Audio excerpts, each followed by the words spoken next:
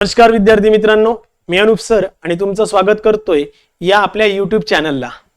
मित्रांनो, सहाय्यक आयुक्त नवी मुंबई महानगरपालिकेच्या एक्झामला घेऊन बरेचसे लोक कन्फ्यूज आहे आणि रोज मला साधारणतः 20-25 मेसेज येतोय की सर एक्झाम कधी असणार आहे।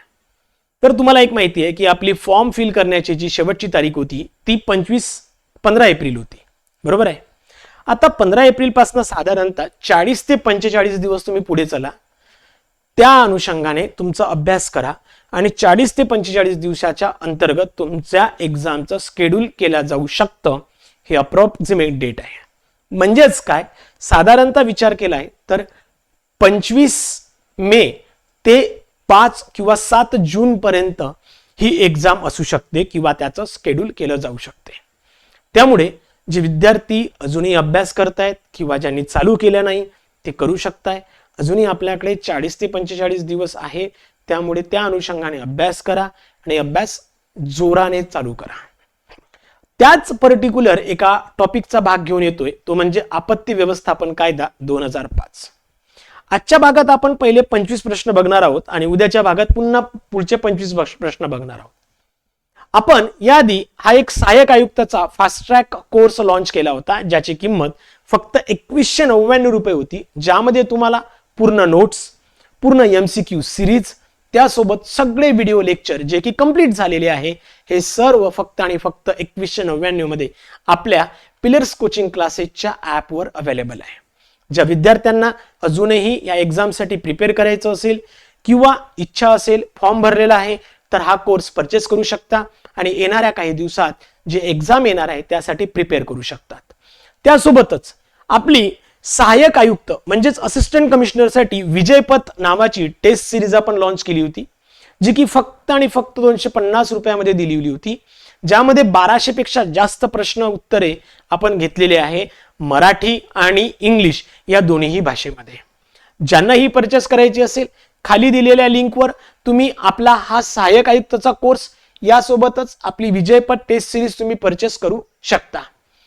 आणि आता आपण सुरुवात करतोय आपल्या सहाय्यक आयुक्त नवी महानगरपालिकेच्या MCQ सिरीजला। सगळे MCQ सिरीज तुम्हाला YouTubeला मिळणार नाही, पण सगळे MCQ तुम्हाला आपल्या ॲपमध्ये, आपल्या कोर्समध्ये मिळतील। त्यामुळे वेळ न घालवता पिलर्स कोचिंग क्लासेसचं ॲप डाउनलोड करा किंवा काही तुम्हाला इश्यू येत असल्यास तुमच्या स्क्रीनवर जो नंबर आहे या नंबरवर मेसेज करून, व्हॉट्सअप करून सुद्धा तुम्ही माहिती घेऊ शकता। क्लियर?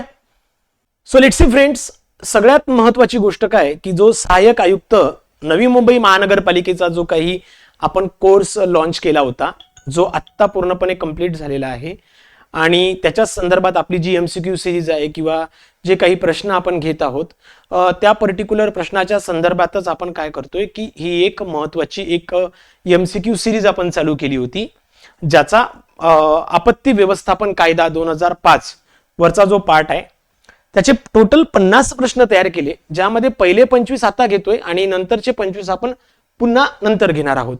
त्यामुळे याला भाग 1 म्हणूया, पुढच्या पार्टला भाग 2 म्हणूया। तर हे दोन्हीही भाग जे आहे, जे 50 क्वेश्चन आहे, ज्यामध्ये ऍक्ट आणि त्यासोबतच काही करंट अफेअरचे क्वेश्चन सुद्धा यामध्ये आहे।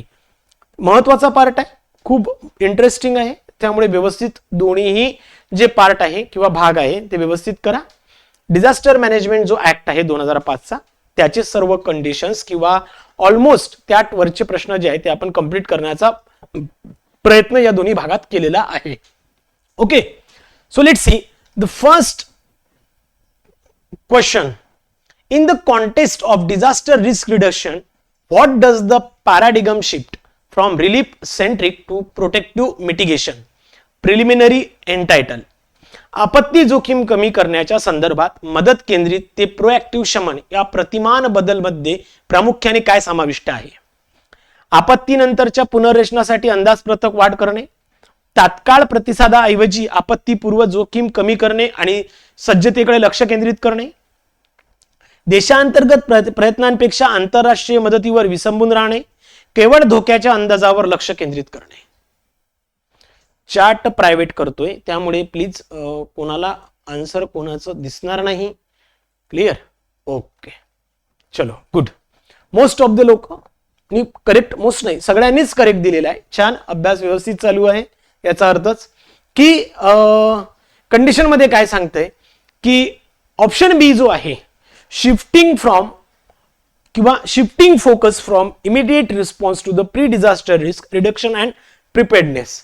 म्हणजेच काय, एकतर पॅराडिगम शिफ्ट म्हणजेच काय, डिझास्टर मॅनेजमेंट मध्ये जो काही ट्रॅडिशनल अप्रोच असतो तो बदलून एक न्यू प्रोएक्टिव्ह अप्रोच स्वीकारणं.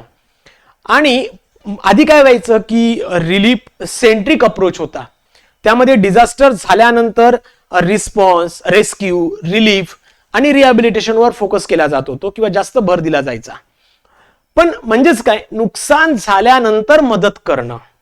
पण आता काय की प्रोएक्टिव्ह मिटिगेशन अप्रोच मध्ये काय, डिझास्टर येण्याआधी किंवा डिझास्टर होण्याआधी काही रिस्क जी रिडक्शन कमी करता येत असेल तर ते, त्याच्यासाठी पूर्व तयारी करता येत असेल तर काही प्रिव्हेन्शन, मिटिगेशन मेजर्स यावर फोकस केला जातो. म्हणूनच ऑप्शन बी हे करेक्ट आहे.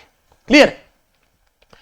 Question 2, which of the following best describe vulnerability analysis in disaster management.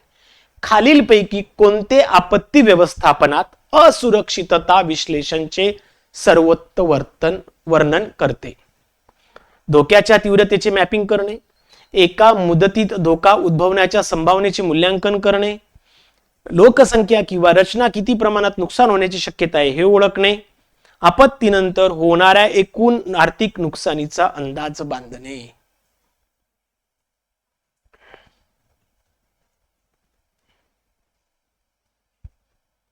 चला, खालीलपैकी कोणते आपत्ती व्यवस्थापनात असुरक्षितता विश्लेषण चे सर्वोत्तम वर्णन करते. बघा आता इथे कन्फ्यूज आहेत काही लोक, कुणी ए सांगत आहे, कुणी बी पण सांगत आहे आणि मोस्ट ऑफ द लोक सी सांगत आहे. करेक्ट ऑप्शन सीच आहे. Identify the degree to which the population or structure is susceptible to damage. लोकसंख्या किंवा रचना किती प्रमाणात नुकसान होण्याची शक्यता आहे हे ओळखणे. म्हणजेच काय, यामध्ये तुम्हाला एक लक्षात येतं की डिझास्टरमुळं पीपल, इन्फ्रास्ट्रक्चर, प्रॉपर्टी, एन्व्हायरमेंट हे कितपत प्रभावित होऊ शकतं किंवा त्यावर किती त्याच्यावर डॅमेज पडू शकतो हे यामध्ये असेस केलं जातं. लक्षात घ्या. क्लिअर. त्यामुळे option C correct. Next, the principle of precautionary principle in a disaster management implies. आपत्ती व्यवस्थापनातील खबरदारीचे तत्व हे तत्व सूचित करते. काय? कृती करण्यापूर्वी पूर्ण वैज्ञानिक निश्चितेची वाट पाहत आहे. संपूर्ण जोखीम वैज्ञानिक दृष्ट्या निश्चित नसली तरीही नुकसान टाळण्यासाठी कृती करणे. केवळ आपत्ती उद्भवल्यानंतर शमन करण्यासाठी पैसे खर्च करणे. किनारपट्टी क्षेत्रातील सर्व विकासात्मक उपक्रम टाळणे. पटकन सांगा.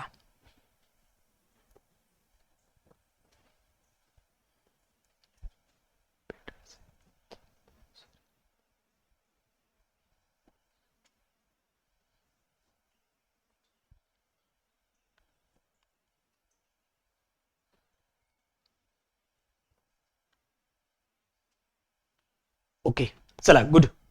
याचा करेक्ट ऑप्शन काय एक लक्षात घ्या की याला काय म्हणतात की जसं की प्रिकॉशनरी प्रिन्सिपल काय आहे एका शब्दात जर का सांगायचं झालं तर प्रिकॉशनरी प्रिन्सिपल मला जर का सांगायचं झालं की बेटर सेफ दॅन सॉरी हा approach. So better safe than सॉरीचा अर्थ काय होतो इथे की समजा एखादं हजार्डस किंवा एखादी रिस्क बद्दल ज्या वेळेला सायंटिफिक सर्टिनिटी असली किंवा नसली तरीही नुकसान जे होऊ शकतं ते कमी करण्यासाठी टाळण्यासाठी ऍक्शन आधीच घेणं. जर सिरियस डॅमेज होण्याची शक्यता असेल तर जरी तुम्हाला ते परफेक्ट माहित नाही किंवा होईल हे माहित नाही तरीही त्या संदर्भातली ते डॅमेजेस कमी करण्यासाठी जी काही कृती केली जाते ते यामध्ये प्रिकॉशनरी प्रिन्सिपल म्हणून ओळखलं जाऊ शकतं. म्हणून या क्वेश्चन नंबर 3 साठी करेक्ट ऑप्शन आहे मित्रांनो कोणता आहे? बी. बरोबर. ओके, मोस्ट ऑफ द लोकांनी बरोबर सांगितलंय. Next question number 4. Under which section of disaster management act 2005 is the national disaster management authority NDMA constituted?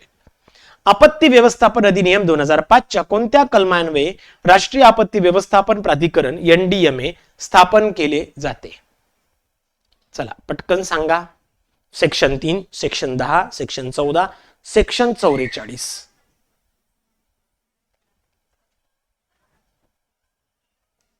चला गुड, बरोबर आहे. सेक्शन 3 च्या अंतर्गत. एक्झॅक्टली करेक्ट आन्सर काय? सेक्शन 3 च्या अंतर्गत.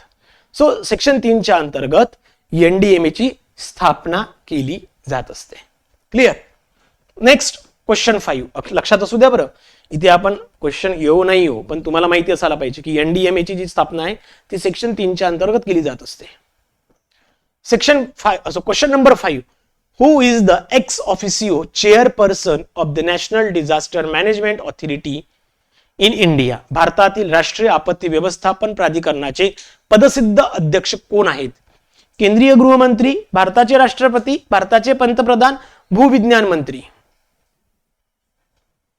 ओके,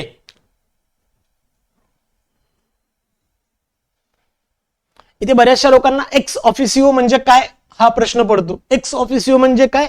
एखाद्या पदामुळे त्या पदाची गरिमा तिथे दाखवली जात असते. ओके, तो व्यक्ती बदलत असतो पण पद बदलत नाही, त्याला काय म्हणतात की एक्स ऑफिसिओ.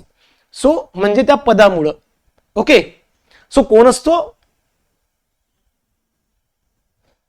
एक्झॅक्टली करेक्ट आन्सर आहे कोण आहे? C, prime minister. So prime minister म्हणजे इथे नाव घेतलं जात नाही पण ते पद हे त्याचं चेअरपर्सन असतं, अध्यक्ष असतो. Clear. Next 6. Which of the following is not part of 5 key stage of disaster management cycle? खालीलपैकी कोणत्या डिझास्टर मॅनेजमेंट सायकलच्या 5 प्रमुख टप्प्यांचा भाग नाही? मिटिगेशन, शमन, प्रिपेअर्डनेस, सज्जता, रिकन्स्ट्रक्शन, पुनर्बांधणी, प्रायव्हेटायझेशन, खासगीकरण. सिंपल आहे, एकदम फालतू विचारलाय पण त्याच्या 5 सायकल कोणत्या आहे हे तुम्हाला माहिती असतं गरजेचं आहे. 5 सायकल कोणत्या आहे? मिटिगेशन एक आहे, बरोबर आहे. प्रिपेअर्डनेस दुसरा आहे, लक्षात आलं. मिटिगेशन, प्रिपेअर्डनेस, मी ते हवं तर नंबरिंग देतो. 1, 2, त्यानंतर काय येतं? प्रिपेअर्डनेस नसतं. 3 नंबरवर येतो रिस्पॉन्स, बरोबर आहे की नाही. After the response recovery and the last fifth number is the इथे लिहिलेलंच आहे रिकन्स्ट्रक्शन. सो ऑब्व्हियसली प्रायव्हेटायझेशन, खाजगीकरण हा त्याचा भाग नाही किंवा त्या सायकलचा भाग नाही, म्हणून करेक्ट आन्सर आहे डी. क्लिअर. चलो next 7. Which type of wave produced by an earthquake causes the most damage to the building? भूकंपामुळे निर्माण होणाऱ्या लाटांमुळे किंवा लहरींमुळे इमारतीचे सर्वाधिक नुकसान कोणत्या प्रकारचे होते? कोणत्या प्रकारच्या लहरीमुळे किंवा वेव्हजमुळे डॅमेजेस होऊ शकतात? Surface P wave, S wave, surface wave, longitudinal wave. अनुदैर्ध्य काय? मला पण त्याचं प्रोनाउन्सिएशन येत नाही. ओके, तुम्ही वाचा. लॉन्जिट्युडनल.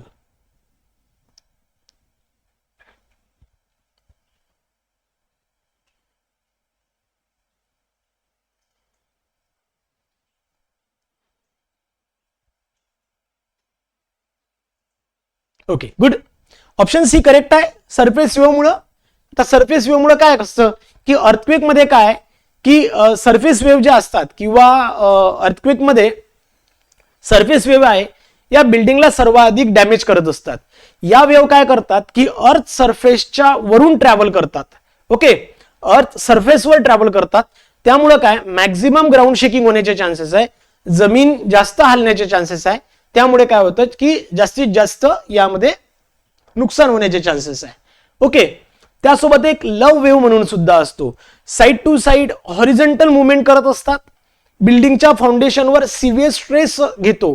आता यामध्ये काय ह्या दोन ज्या लव आहे, एक लव आणि एक रिले, ह्या ज्या दोन वेव्ज आहे यामध्ये काय होतं की लव वेव्ह काय करतो की side to side horizontal movement करत असते, त्यामुळे काय की बिल्डिंगची जी फाउंडेशन आहे त्यावर जास्त स्ट्रेस डेव्हलप करते, त्यामुळे त्याचे फेल्युअर होण्याचे चान्सेस जास्त आहे.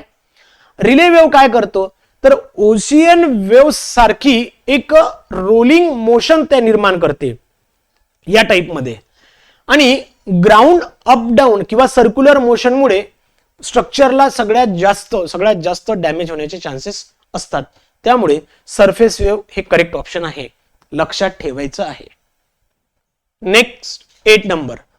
According to the Indian meteorological department IMD, a cyclone is classified as a super cyclone when the maximum sustained wind speed reaches. भारतीय हवामान खात्याच्या IMD मध्ये जास्तीत जास्त निरंतर वाऱ्याचा वेग वाढतो तेव्हा चक्रीवादळाला सुपर चक्रीवादळ म्हणून वर्गीकृत केले जातं. त्याची स्पीड काय काय आहे या संदर्भात त्यांनी प्रश्न विचारलेला आहे. 100 ते 200 किलोमीटर पर आवर, 150 ते 180 kilometre per hour, 222 kilometre per hour किंवा त्यापेक्षा जास्त, 300 किलोमीटर पर आवर किंवा त्यापेक्षा जास्त. चला सांगा आता पट्टपट्ट. क्वेश्चन 8 काय सांगतो लक्षात ठेवा. करेक्ट ऑप्शन सांगतोय, correct option is 222 kilometre per hour और मोर. इंडियन किंवा भारतीय हवामान खातं जे आहे, इंडियन मेटरोलॉजिकल जे डिपार्टमेंट आहे त्याच्या अनुसार जेव्हा सायक्लोनची मॅक्झिमम सस्टेन विंड स्पीड ही 222 किलोमीटर पेक्षा जास्त होते त्याला सुपर सायक्लोनिक स्टॉर्म किंवा सुपर सायक्लोन म्हटलं जात असतं. ओके, ही हायएस्ट कॅटेगरी पैकी एक असते ज्यामध्ये सगळ्यात जास्त डॅमेजेस होण्याचे चान्सेस आहे, सगळ्यात विनाशकारी सायक्लोन आपण ज्याला बोलतो किंवा चक्रीवादळ ज्याला बोललं जातं. त्यामुळे करेक्ट ऑप्शन सी आहे, लक्षात ठेवायचं. ओके, काही वेळेला इथे ना 220 पण दाखवलं जातं, लक्षात ठेवायचं, 220 पण बोललं जातं. Clear. Next 9, question number 9.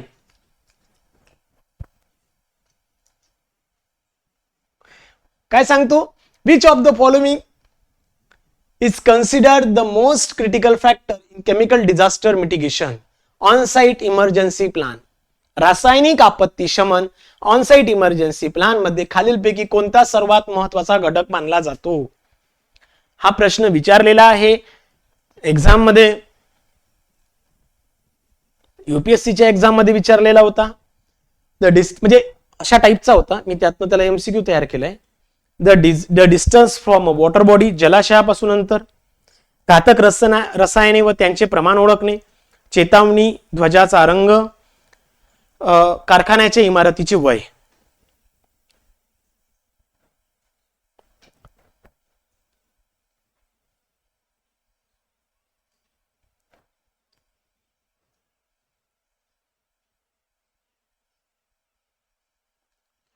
Okay, आता एकतर त्यांनी काय म्हटलं, केमिकल डिझास्टर म्हटलंय. काय म्हटलंय, केमिकल डिझास्टर. काही वेळेला आपला कॉमन सेन्स पण इम्पॉर्टंट असतो. केमिकल डिझास्टर त्यावेळेला म्हटलं त्यावेळेला ऑब्व्हियसली ए पण काही काम करणार नाही, हा सी पण काही काम करणार नाही. प्रश्न कुठे उरतो, बी आणि डी मध्ये, ऑप्शन बी आणि डी मध्ये उरतो. तर ते एक लक्षात घ्या, त्यांनी काय म्हटलंय, on site emergency plan. On site emergency plan म्हणजेच काय, सर्वात क्रिटिकल फॅक्टर म्हणजे हजार्डस केमिकलचं आयडेंटिफाईड करणं. जर का एखाद्या वेळेला ऑन साइट एखादा डॅमेज होत असेल तर तिथे त्या पर्टिक्युलर केमिकलला आयडेंटिफाय करणं फार कठीण होतं. आणि त्या केसमध्ये काय की ते कोणते मटेरियल किंवा कोणतं केमिकल हजार्डस आहे, त्याची किती क्वांटिटी आहे, त्याची प्रॉपर्टीज काय आहे, टॉक्सिक आहे, फ्लेमेबल आहे, एक्सप्लोजिव्ह आहे, किंवा रिस्क किती आहे, लिकेज कुठनं होतोय, फायर एक्सप्लोजन झाल्यास काय प्लान तयार असायला पाहिजे, अशा बऱ्याचशा गोष्टी ज्या आहे ह्या करणं फार कठीण असते. त्यामुळेच काय घातक रसायन त्यांचं प्रमाण ओळखणं हे फार कठीण असते. म्हणून ऑप्शन बी हा करेक्ट आहे. Clear. 10. In risk management what does an FN curve measure. जोखीम व्यवस्थापनात FN वक्र काय मोजते? आपत्ती घटनेची वारंवारता विरुद्ध मृतांची संख्या, आर्थिक नुकसान विरुद्ध जखमींची संख्या, चेतावणीची वारंवारता विरुद्ध खोट्या अलार्मची संख्या, आग प्रतिरोधकाचे एक रेटिंग विरुद्ध मजल्यांची संख्या. चला पटकन सांगा.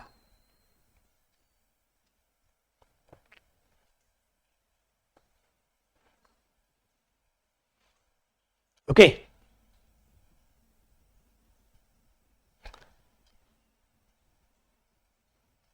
जर का कोण प्रश्न वाचला असेल व्यवस्थित पद्धतीने तर लक्षात येईल. रेश्मा, रोहित चुकलेला आहे बघा. एफ आणि N, frequency and number. F काय इंडिकेट करतो? लक्षात घ्या, एफ काय इंडिकेट करतो? फ्रिक्वेन्सी.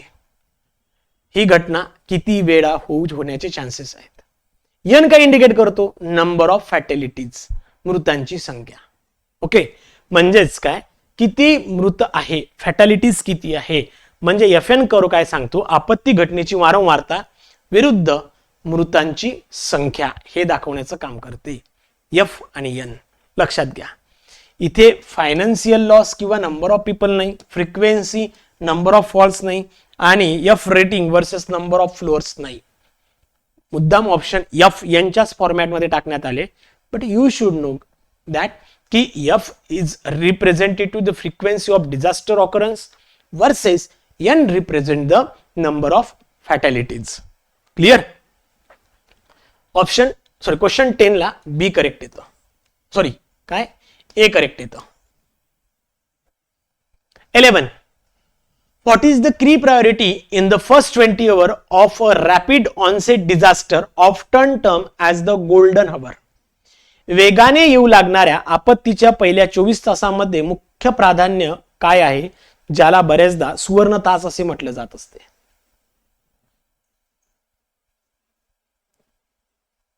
चला पटकन सांगा. थोडे कन्फ्युजिंग आहे, कन्फ्युजिंग क्वेश्चन्स आहे, मुद्दाम टाकले आणि अशा पद्धतीचे प्रश्न विचारल्या जाण्याचे चान्सेस आहे करंट अफेअरच्या बेसिसवर किंवा तुमच्या जनरल नॉलेजच्या बेसिसवर. म्हणून डिझास्टर मॅनेजमेंटचा आपण प्रॅक्टिस जास्त घेतोय. ओके, वेगाने येऊ लागणाऱ्या आपत्तीच्या पहिल्या 24 तासांमध्ये मुख्य प्राधान्य काय आहे, ज्याला बरेचदा सुवर्ण तास असे म्हटले जाते? तपशीलवार नुकसानीचे मूल्यांकन करणे, पीडितांचा शोध आणि बचाव, व्यवस्थापनाचे पुनर्वसन करणे, केंद्र सरकारच्या निधीचे वाटप करणे. तो ऑब्विसली हे तर नाहीच आहे, चुकूनही नाहीये. एक्झॅक्टली. ओके, ऑप्शन नंबर बी बरोबर आहे. सर्च काय आहे? Search and rescue of victims. Golden our म्हणजेच काय? डिझास्टर नंतरचा सुरुवातीचा अत्यंत महत्वाचे जे तास असतात सुरुवातीचे, आणि ते किती असतात? तो 24 तास. ओके, ज्यामध्ये लोकांच्या लाईफ वाचवल्या जाऊ शकतो किंवा वाचवण्याच्या संदर्भात ऍक्शन घेतली जाते. हे प्रायोरिटी असते. ओके, आणि या काळात सगळ्यात जास्त फोकस कशावर केला जातो? तर लोकांना शोधण्यावर आणि त्यांना तिथनं रेस्क्यू करण्यावर. लक्षात आलं? तर म्हणून मग हा बी ऑप्शन करेक्ट आहे. Next 12. Residual risk refer to the. अवशिष्ट जोखीम याचा अर्थ काय आहे?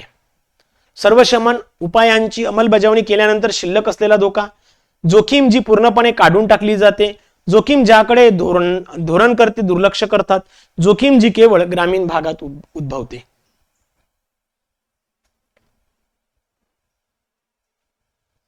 रेसिड्युअल रिस्क, रेसिड्युअल पार्ट म्हणजे कोणता? शिल्लक असलेला भाग. रेसिड्युअल म्हणजे काय? शिल्लक असलेला भाग.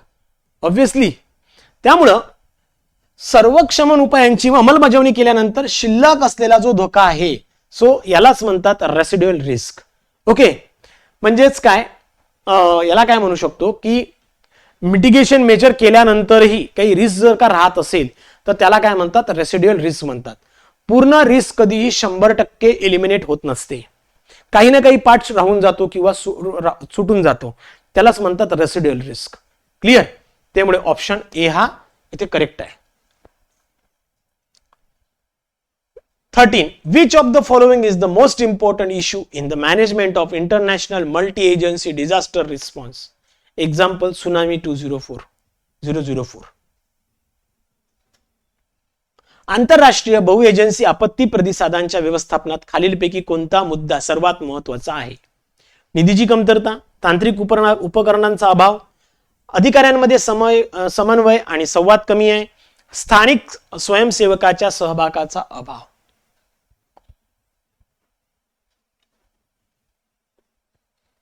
जर का तुम्ही 13 ला कोणतं बरोबर असं जर लिहून पाठवलं तर ते मलाही लक्षात येतं.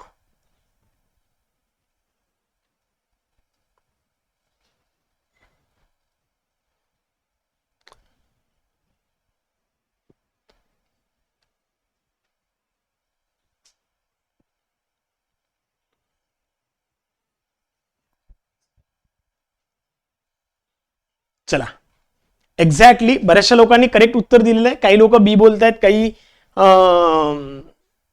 सी बोलतायत. बी आणि सी मध्येच कॉम्पिटिशन आहे. तर करेक्ट उत्तर आहे मित्रांनो सी. करेक्ट उत्तर आहे C.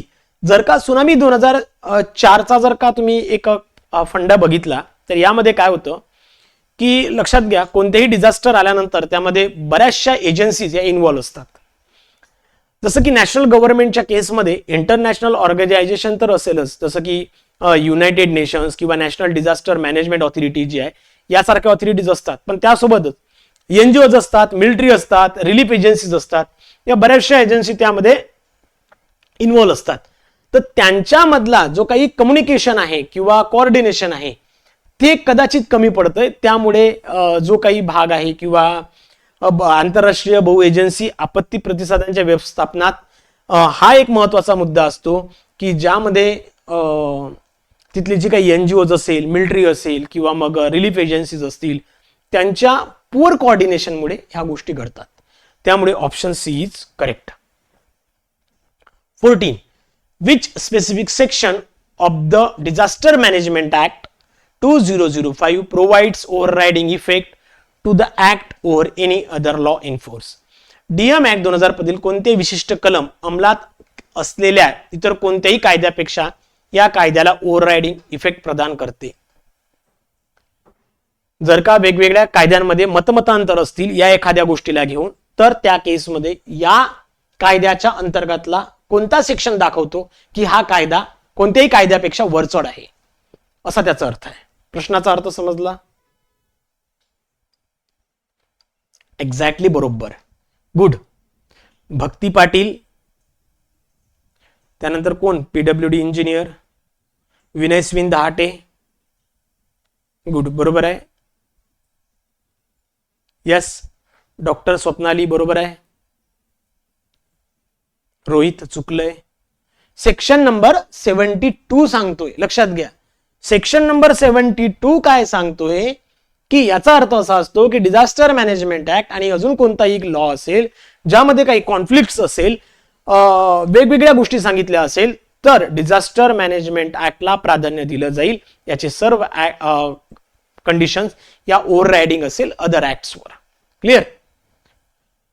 Next, section number 15, question number 15. Under the act who is the ex officio chairperson of national executive committee? या कायद्यानुसार राष्ट्रीय कार्यकारिणी समिती NEC चे पदसिद्ध अध्यक्ष कोण असते? पंतप्रधान, केंद्रीय गृहमंत्री, गृह मंत्रालयाचे प्रभारी, भारत सरकारचे सचिव, कॅबिनेट सचिव. कोण असतो? NEC चा चीफ कोण असतो? NEC कोण आहे तुम्हाला माहिती आहे? एक्झिक्युटिव्ह कमिटी आहे. कोण आहे? एक्झिक्युटिव्ह कमिटी आहे. बरोबर आहे की नाही? NEC कोण आहे? एक्झिक्युटिव्ह कमिटी आहे. त्याचा चीफ कोण असतो? Obviously the secretary of government of India in charge of ministry of home and affairs. Clear? So option C is correct. Clear? Yes, home अफेअर्सचा secretary. Next, what is the maximum punishment, maximum punishment for the punishment of for false claim for seeking relief assistance under the section 52? कलम 52 अंतर्गत मदत सहाय्य मिळवण्यासाठी खोट्या दाव्यासाठी शिक्षा जास्तीत जास्त किती आहे? काही लोक मदत मिळवण्यासाठी खोटे दावे करतात, त्या अंतर्गत शिक्षा किती आहे?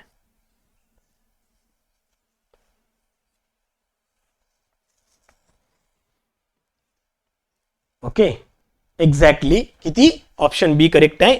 Imprisonment up to 2 year and fine, 2 वर्षापर्यंतचा कारावास आणि दंड. क्लिअर? चला next 17. The national disaster mitigation fund section 47 is specially meant for. राष्ट्रीय आपत्ती शमन निधी कलम 47 विशेषतः यासाठी आहे. सेक्शन 47 कशासाठी आहे?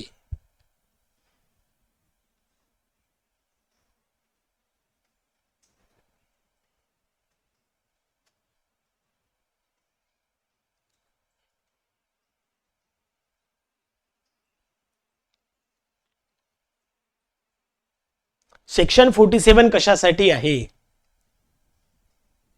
म्हणजेच नॅशनल डिझास्टर मिटिगेशन फंड हा कशासाठी वापरला जातो?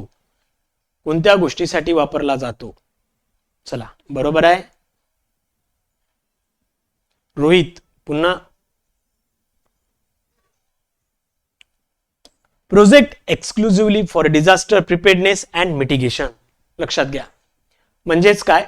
नॅशनल डिझास्टर मॅनेजमेंट फंड हे डिझास्टर प्रिपेअर्डनेस आणि मिटिगेशन प्रोजेक्टसाठी वापरले जाते. याचा मेन मोटो काय असतो?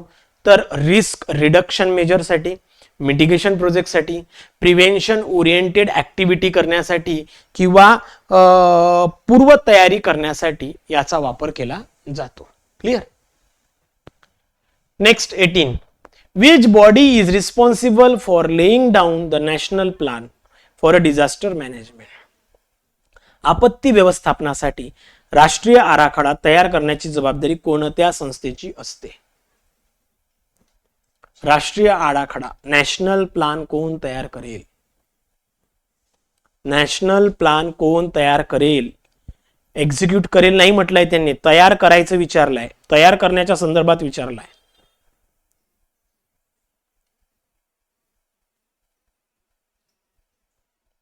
ऑब्विसली NEC हे त्यांना सपोर्ट करतं, पण ते काम कोणाचं आहे?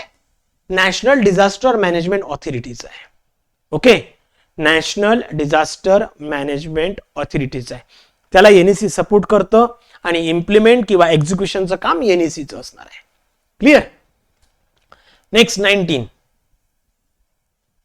The disaster authority the district authority DDMA, Disaster District Management Authority, consist how many member including the chairperson? जिल्हा प्राधिकरण DDMA मध्ये अध्यक्षांसह किती सदस्य असतात? किती सदस्य असतात? जे की सेक्शन नंबर 52(2) मध्ये सांगितलेलं आहे. 52(2) मध्ये सांगितलं आहे. किती असतात? 7 लोक असतात. किती असतात? 7 लोक. लक्षात ठेवा, किती? 7 लोक. सेक्शन नंबर 52 बघा, सॉरी 52 नाही, 25. Section number 25, I am sorry. Section number 25 बघा, ज्यामध्ये तुम्हाला लक्षात येईल आपल्या नोट्स मध्ये. ओके, ऑप्शन बी करेक्ट आहे. ऑप्शन बी करेक्ट आहे. 20. Who is the co-chairperson of the DDMA in district where जिल्हा परिषद exist? जिल्हा परिषद अस्तित्वात असलेल्या जिल्ह्यामध्ये DDMA चे सह अध्यक्ष कोण असते? जिल्हा परिषद अस्तित्वात आहे, एक्झिस्टन्स मध्ये आहे, तर कोण असणार आहे?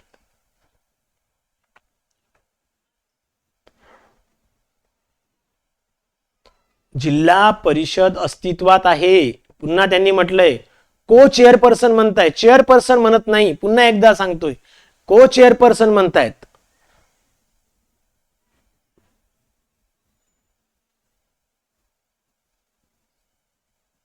क्लिअर?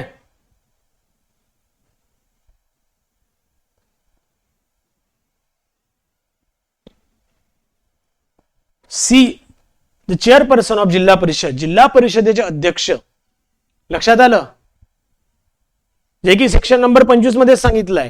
त्याच्यानुसार काय, जिल्हा परिषद जर का अस्तित्वात असेल तर तिथे चेअरपर्सन, जिल्हा परिषद म्हणजे जो को चेअरपर्सन असतो हा जिल्हा परिषदेचा अध्यक्ष त्या DDMA चा को चेअरपर्सन असतो. लक्षात आलं?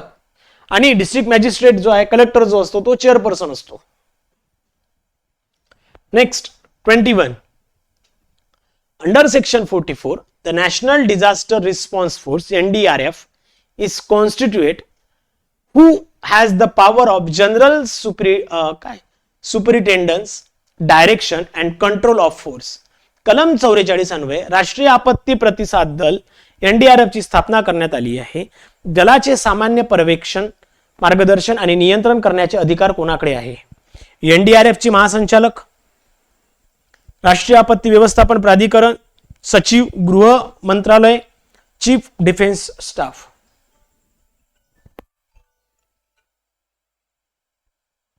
वन.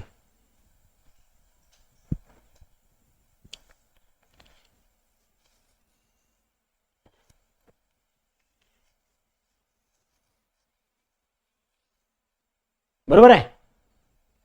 NDMA कडे असतो, नॅशनल डिझास्टर मॅनेजमेंट ऑथॉरिटी. 44 नुसार जनरल सुप्रिडन्स किंवा सुप्रिटेंडन्स, डायरेक्शन आणि कंट्रोल हे NDRF नॅशनल NDRFचं NDMA कडे असते किंवा ते स्वतः त्याचा वापर करतात. क्लिअर. त्यामुळे ऑप्शन बी करेक्ट. 22.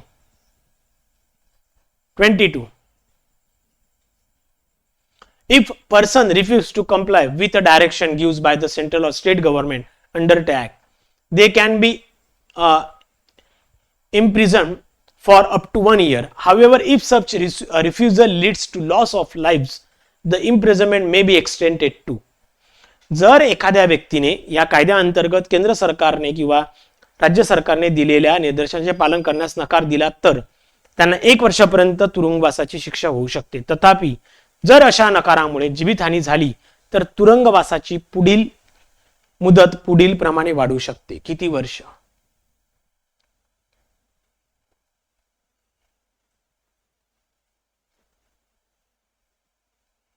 किती वर्षापर्यंत वाढवली जाते?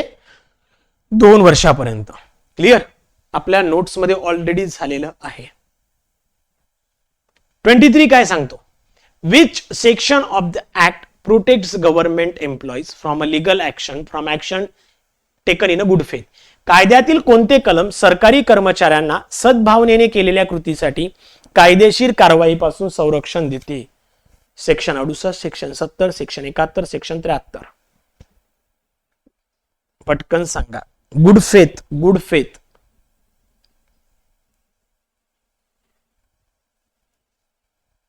गुड फेथचा सेक्शन कोणता आहे? सेक्शन नंबर 73 आहे. लक्षात ठेवायचं. सेक्शन नंबर 73 आहे. ऑप्शन डी बरोबर येतो इथं. ओके. नेक्स्ट 24 काय सांगतो? Who has the power to authorise any person to enter any premises for the purpose of survey and inquiries under the section 65.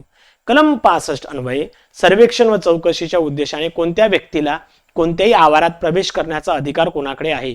फक्त पंतप्रधान, राज्य सरकार किंवा जिल्हा प्राधिकरण, फक्त न्यायदंडाधिकारी, NDRF चे कमांडंट.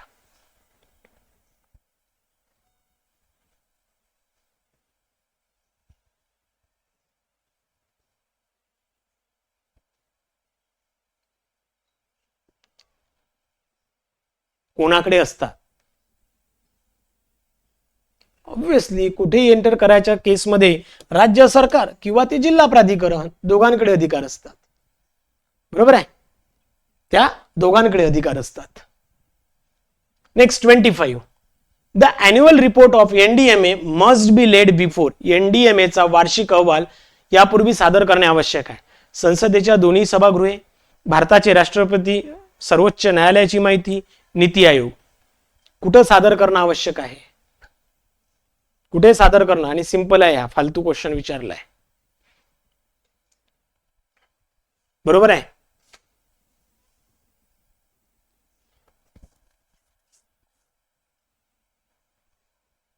गुड. कुठे? ऑप्शन ए करेक्ट आहे. Both house of parliament. Okay. तर मग अशा पद्धतीने इथे आपण पहिले 25 प्रश्न सॉल्व्ह केलेले आहे. दुसरा जो भाग आहे तो आपण पुढच्या भागात बघणार आहोत, जिथे पुन्हा पुढचे 25 प्रश्न बघणार आहोत. आय होप की तुमचे जास्तीत जास्त प्रश्न बरोबर आले असतील. आता तुमचं काम काय आहे की तुमचे किती प्रश्न बरोबर आहे ते कमेंटमध्ये सांगायचे. क्लिअर?